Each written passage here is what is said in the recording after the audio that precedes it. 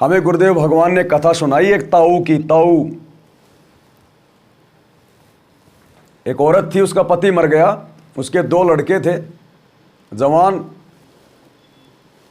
अब औरत ने कहा कि बेटा तुम्हारा पिता तो रहा नहीं, अभी तुम बालक हो, ज़्यादा समझदार नहीं हो, तुम्हें हार व्यवहार का ज़्यादा ज्ञान नहीं है, तो तुम एक काम करो, अपने ताऊ जी के पास जाओ। और तुम्हारे ताऊ जी करते हैं व्यापार दूर देश में, और मेरे पास में तुम्हारे पिताजी के समय के ये कुछ लाल रखें। लाल, पहले ये लाल होते थे जिनकी कीमत जो है वो करोड़ों में होती थी। तो माँ ने कहा कि मेरे पास में कुछ लाल रखें, ये लाल तुम ले जाओ, अपने ताऊ जी को दे देना, उधार सामान खरीद लेना और जाकर बिजनेस कर लो, और कह देना कि हमारी माँ ने भेजा है कि हमारे जो पिताजी हैं वो तो रहे नहीं, और ताऊ जी हम आपके साथ मिलके कुछ काम धंधा करना चाहते हैं। तो दोनों बच्चे ताऊ जी के पास चले गए, सारी बात बताई। तो ताऊ जी ने कहा कि बच्चों बहुत अच्छी बात है, कोई दिक्कत नहीं है, मैं तो खुद ही तुम्हारे को बोलने वाला था, चलो तुम आ गए।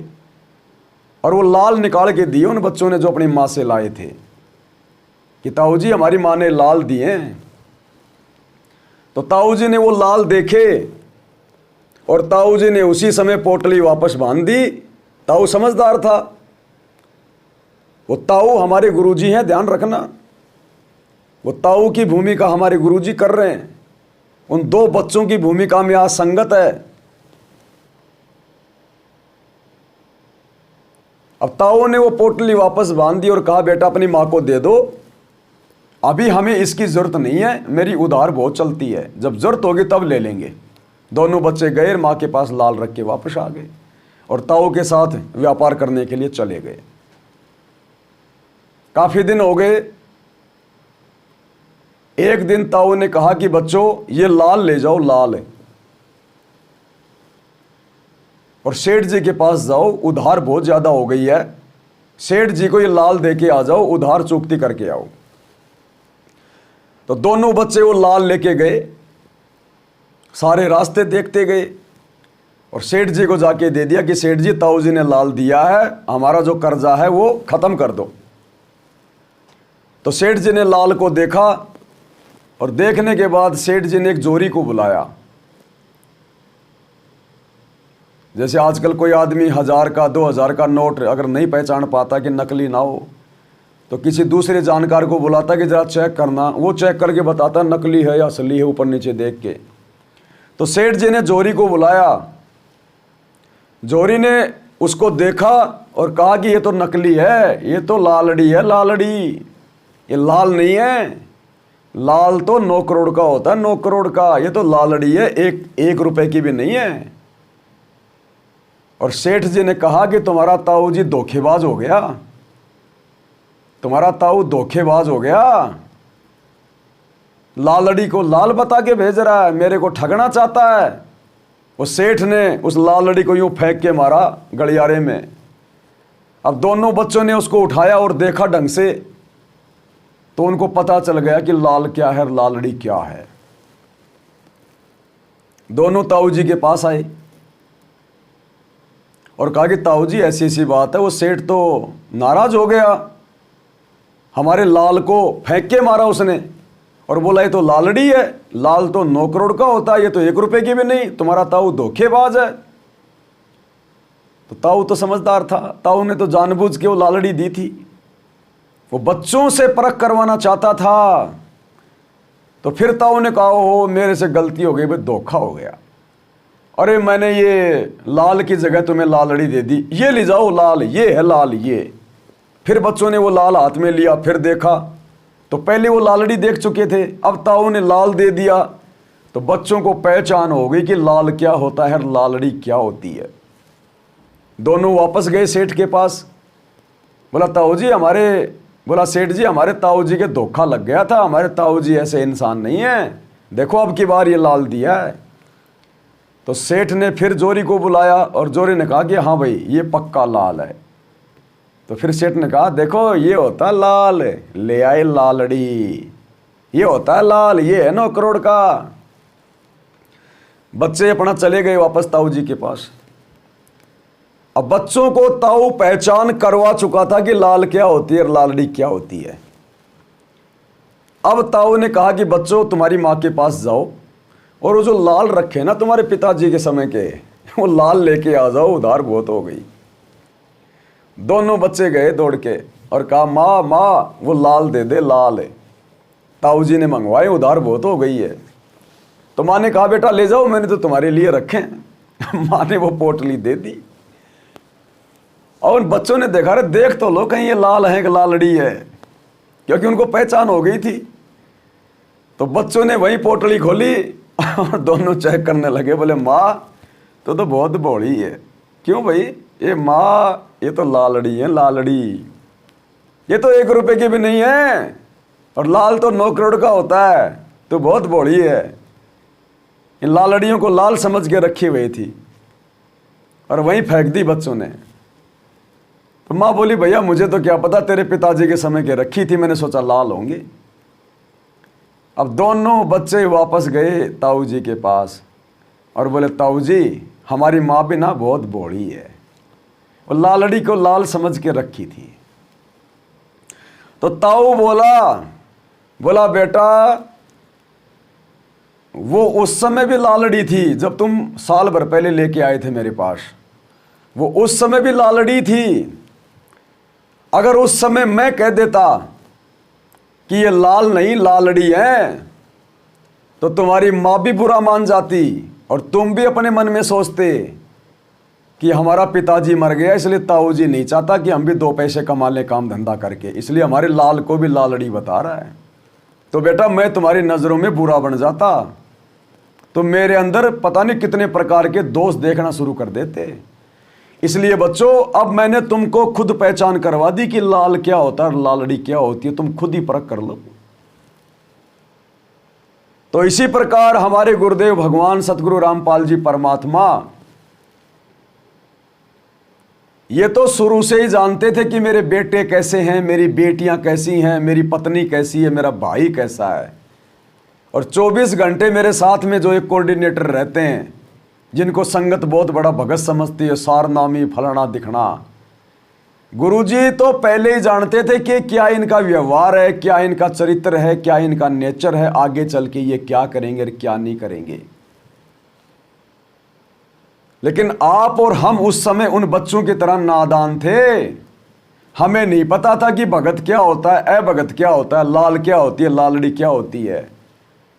हम तो गुरुजी के परिवार को उस समय देख देख के आश्रमों में बड़े बड़े कोऑर्डिनेटरों को जो गुरुजी के साथ में बंदूक लेके चलते थे, उनको देख देख के हम तो ये सोचते थे 1 नंबर के लाल है भाई, 1 नंबर के भाई भगत हैं तो ऐसे भाई। अब उस समय यदि गुरुजी कुछ कह देता अपने परिवार के बारे में, उन भक्तों के बारे में, उनके कुकर्मों के बारे में कि वो कितना गुरु की आज्ञा में चल रहे थे, कितना गुरु को परमात्मा मानते थे, कितना वो मर्यादा में थे, तो आप और हम अपने गुरुजी की बातों पर भी यकीन नहीं कर पाते उस समय, क्योंकि हमारी बुद्धि कमजोर थी और हम उन लोगों को देख देख के 1 नंबर का भगत मान रहे थे। अगर शुरुआत में जब वो बच्चे लाल लेके आए, अगर वो ताऊ कह देता कि बेटा ये लालड़ी है, वो बच्चे स्वीकार नहीं करते। वो ये सोचते कि ताऊ जी जानबूझ के, ताऊ जी नहीं चाहते कि हम भी 2 पैसे कमा ले धंधा करके, हमारे लाल को भी लालड़ी बता रहा है। तो उस समय यदि गुरुजी वो बातें बता देते तो गुरुजी का परिवार भी नाराज, उन बच्चों की माँ भी नाराज और वो बच्चे भी नाराज हो जाते, यानी आज संगत भी नाराज हो जाती, गुरुजी के वचन को स्वीकार नहीं कर पाती। और नाम लेने के बाद अगर गुरुजी के वचन में दोष देख लिया तो फिर हम भक्ति से दूर हो जाते। तो परमात्मा ने समय का इंतजार किया कि आने दो वो समय, उससे पहले मैं मेरे बच्चों को इस ज्ञान में इतना रंग दूंगा, और जब वो परीक्षा का समय आएगा, जब मैं इनको अपने से दूर करूंगा, हिसार जेल में जाके बैठूंगा, तो मेरे पीछे से इस ज्ञान को आधार बनाकर और मेरे परिवार के कुक्रम देखकर जो मनमानी हरकतें ये करेंगे, मेरे ज्ञान के विरुद्ध होकर जो गंदी राजनीति करेंगे, स्टेडियम बनाएंगे, आश्रम पे आश्रम खोलेंगे, धंधा बनाएंगे, हॉस्पिटल खोलेंगे, गुंडों के साथ बैठेंगे, आरक्षणों में बैठेंगे, दुनिया की धर्मशाला बनाएंगे, झूठा सामाजिक भाईचारा निभाएंगे, मेरे भक्तों का खून निकलवाएंगे, उस समय ये मेरे बच्चे खुद ही मेरे ज्ञान से पहचान कर लेंगे कि लाल क्या है और लालड़ी क्या है, मुझे बुरा ना बनना पड़े। तो भाई और बहनों, ये है वो सारी परीक्षा, वो सारा खेल। सतगुरु अपने ऊपर बुराई नहीं ले रहा। सतगुरु ने हमें ज्ञान दे दिया, क्योंकि सतलोक हमने जाना, सतगुरु ने नहीं जाना। सतगुरु तो एक रूप में सतलोक में बैठा हुआ है, उसका तो एक पैर सतलोक में, एक पैर धरती पे। सतलोक तो हमने जाना है, इसलिए परीक्षा हमारी होनी है। सही गलत की पहचान हमने करनी है। काल के जाल से हमने बचना है। सतगुरु तो बचा बचाया है। इसलिए सतगुरु रामपाल जी भगवान शुरू से ही, आज जितने भी कुकर्म आज आप उनके परिवार के माध्यम से देख रहे हो, जिन्होंने भगत समाज की मर्यादाएं तुड़वा दी हैं, ये सारे कुकर्म सतगुरु रामपाल जी अपने परिवार के विषय में, अपने दोनों बेटों के विषय में शुरू से ही जानते थे। और बीच बीच में गुरुजी ने अपने बच्चों के कुकर्मों का जिक्र भी किया है, उनकी गलत हरकतों का जिक्र भी किया है। 2008 में सत्संग में गुरुदेव ने स्पष्ट रूप से अपने बेटे और बेटियों के विषय में बता दिया था कि इस दास के 4 संतान थी। गुरुजी ने ये नहीं कहा कि मेरे 4 संतान हैं, जबकि वो चारों आज भी जिंदा हैं, मरे नहीं हैं। संगत को मार के मरेंगे, वो आज भी चारों जिंदा है। फिर भी गुरुजी ने 2008 में ये क्यों कहा कि इस दास के 4 संतान थी का मतलब क्या हुआ? क्या वो मर गए? लेकिन गुरुदेव ने उनको हृदय से त्याग दिया था। उस परिवार को गुरुदेव ने 1995 में त्याग दिया था।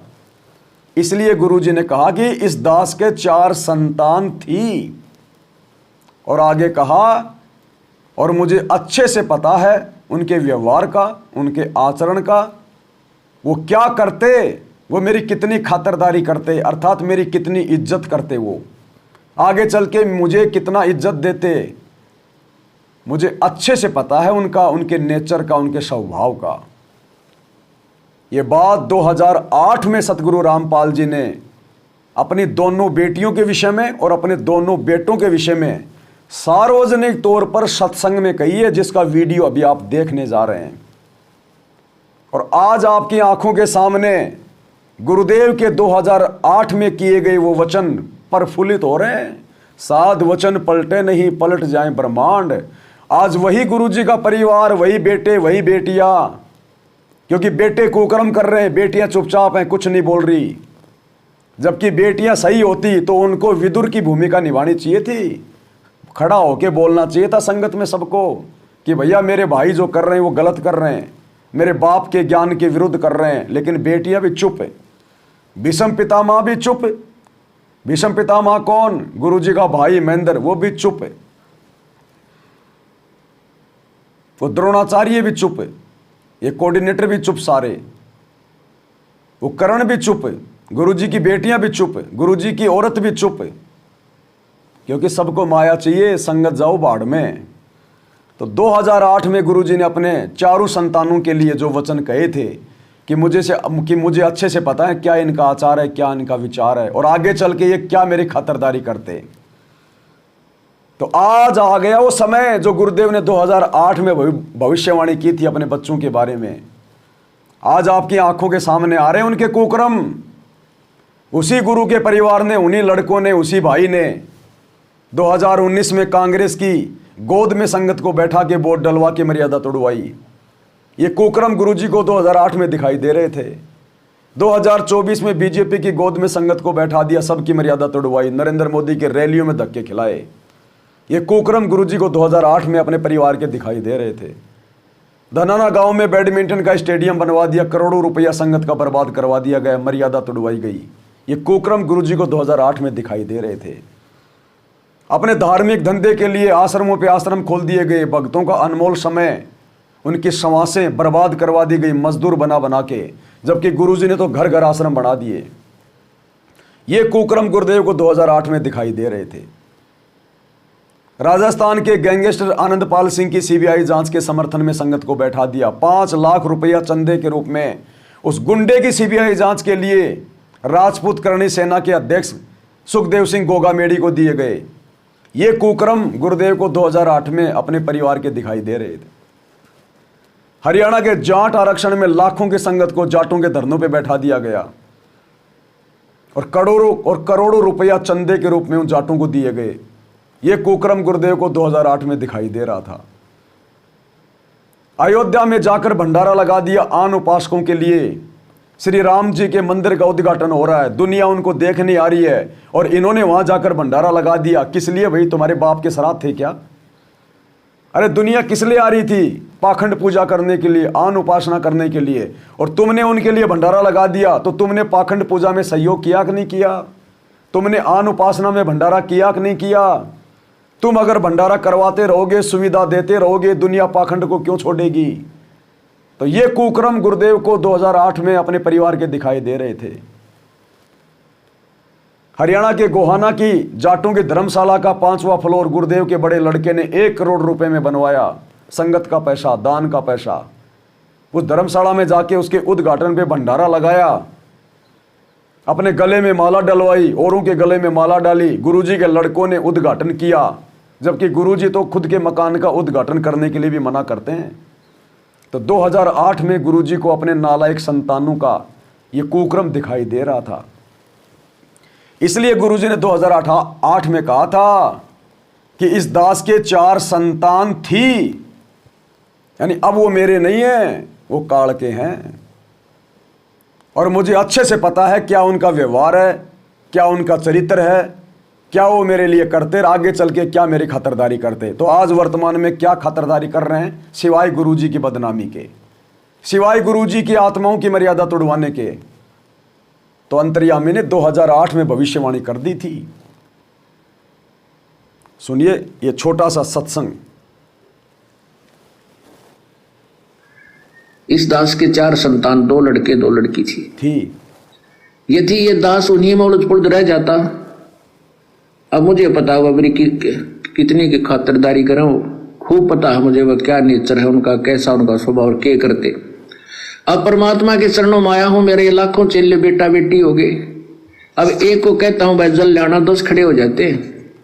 ये क्या कारण है? क्योंकि मैंने परमात्मा की भक्ति का रटना लाई, और उस भक्ति की शक्ति से इन बच्चों में इतनी श्रद्धा बन गई। दोनों हाथों पर रखूं अपने गुरुदेव को, अपने पिता को। परमात्मा कहते हैं कुल खोए कुल होत है, कुल राखे कुल जा, राम निकल कुल भेंट ले, सब कुल रहा समाय। उनका कैसा उनका स्वभाव और क्या करते। अब परमात्मा के चरणों में आया हूं, मेरे लाखों चेले बेटा बेटी हो गए। अब एक को कहता हूं। सुन लिया? ये सतगुरु रामपाल जी भगवान के वचन है, अंतर्यामी परमात्मा के वचन, जिनको अपने बेटा बेटियों के ये कुकर्म जो वर्तमान में वो कर रहे हैं 2014 बरवाला कांड के बाद, काल की गोद में बैठकर संगत की मर्यादाओं को खंड खंड करवाने के लिए, भक्तों के कर्म फुड़वाने के लिए, अंतर्यामी गुरु को 2008 में दिखाई दे रहा था। इसलिए गुरु ने ये वचन कहे थे सार्वजनिक तौर पर, अन्यथा बता दो दुनिया में कौन ऐसा संत है जिसने अपने बच्चों के विषय में संगत के सामने इस प्रकार की बातें कही हो। लेकिन भैया ये गुरु की संतान नहीं है, ये काल की संतान है। अगर गुरु के होते तो गुरु वाला काम करते, लेकिन गुरु वाला काम तो साथ संगत वाले भाई बहन कर रहे हैं। इसलिए परमात्मा ने संगत को ज्ञान देना उचित समझा, इसलिए परमात्मा ने इनके जुल्मों को सहा। और ये गलतियां ये कोई बरवाला कांड के बाद शुरू नहीं हुई, बरवाला कांड से पहले ये लोग इतनी गलतियां किया करते थे गुरुजी के सामने। इनसे गुरुजी महादुखी थे, महादुखी। ये चीचड़ थे, चीचड़, जो पशु के थन के लग के उसका खून चूसता है।